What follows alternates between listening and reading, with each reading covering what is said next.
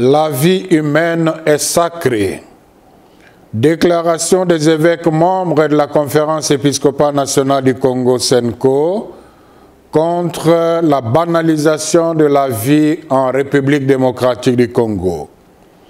Nous, cardinal, archevêques et évêques membres de la Conférence épiscopale nationale du Congo (CENCO), en vertu de notre charge pastorale, ne nous tairons jamais tant que le peuple congolais ne jouira pas pleinement du droit à la vie et du respect de sa dignité.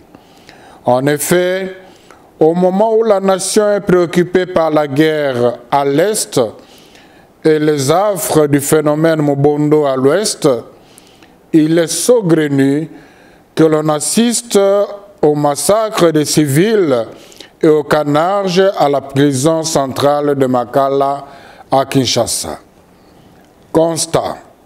Il est plus que déplorable de devoir compter chaque jour des morts, des suites des attaques et bavures de forces de l'ordre et de sécurité d'une part, et de la négligence des services de l'État d'autre part. Il y a un an, le 30 août 2023, c'était le massacre de plus d'une cinquantaine de personnes dites Wazalendo, adeptes d'une secte à Goma par la garde républicaine.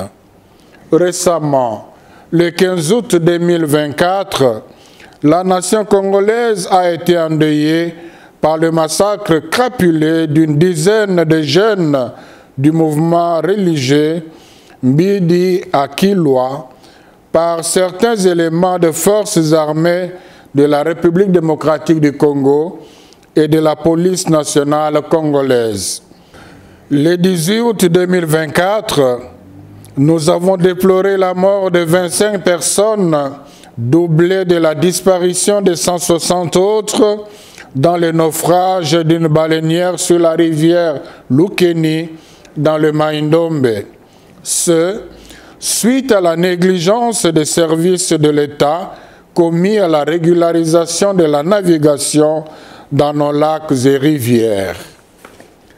Alors que la nation est encore dans l'attente de la lumière sur ces événements malheureux susmentionnés et tant d'autres survenus à travers le pays, notamment dans les provinces de l'Est, spécifiquement dans le nord Kivu et en Ituri, et à l'ouest dans les territoires de Kwamuntu, au moment même où la nation est censée rendre des hommages dignes à Goma, à nos 200 frères et sœurs morts suite au déplacement forcé par les fêtes de guerre, les nouvelles provenant de la prison de Makala ce lundi 2 septembre 2024, faisant état de plus d'une centaine de morts, dont un bon nombre par balle, de plusieurs blessés et des cas de viol parmi ces pensionnaires, oblige la CENCO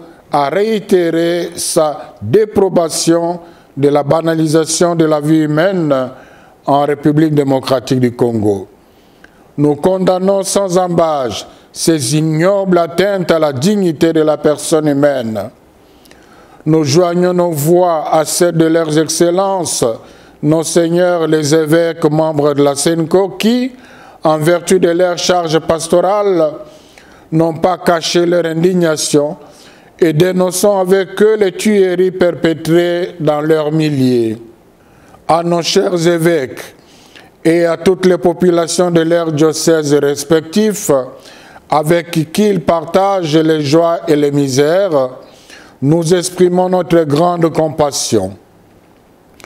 Aussi, nous saisissons cette occasion pour présenter nos condoléances chrétiennes à toutes les familles qui ont perdu les leurs dans ces massacres et à tous ceux qui sont touchés par ces drames iniques et assurant de nos prières tous les blessés, qu'ils recouvrent force et santé par la grâce du Seigneur.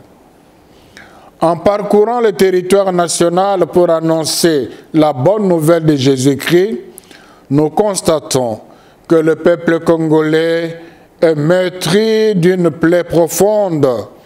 Partout, c'est la désolation. Les victimes de violences armées, les affamés, etc. Jérémie 14, 17, 18. Notre amertume est d'autant plus grande en constatant que cette série d'événements malheureux est suivie d'une léthargie dans les enquêtes affichées par les autorités politico-administratives et militaires qui frisent l'abandon du peuple à lui-même. Ces phénomènes sont malheureusement la pointe de l'iceberg qui cache un drame plus profond. La négligence coupable, la légèreté et la corruption dans le système judiciaire, le non-respect de la vie humaine, la mauvaise gouvernance, etc. Exhortation. La vie humaine, don de Dieu, est sacrée. La dignité de tout homme, y compris les prisonniers, créés à l'image de Dieu et à sa ressemblance, doit être promue et respectée. Nous exhortons la justice congolaise au respect des droits des justiciables et des procédures qui réglementent les arrestations. Ceci pourrait en plus participer au processus de désengorgement des prisons mené par le gouvernement et éviter des incarcérations clandestines. Nous invitons ainsi le gouvernement à honorer ses propres engagements, surtout pour ce qui est de la construction de nouvelles prisons. Les faits évoqués si haut et tant d'autres qui sont dénoncés constamment par les organisations de la société civile ternissent l'image de marque de la République démocratique du Congo. Cela étant, il importe que les forces de l'ordre et de sécurité censées protéger les populations se ressaisissent et ne soient pas ses propres bourreaux.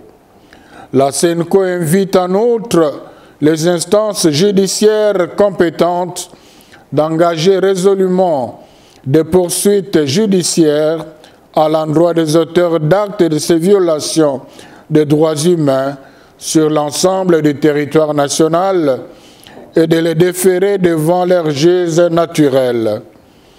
Nous exhortons tous les fidèles catholiques ainsi que les hommes et femmes de bonne volonté, où qu'ils soient, de promouvoir la culture de la non-violence et du respect de la vie humaine, ainsi qu'à l'observation d'une citoyenneté responsable en veillant à l'unité et à la cohésion sociale en vue de la restauration d'une paix durable en République démocratique du Congo.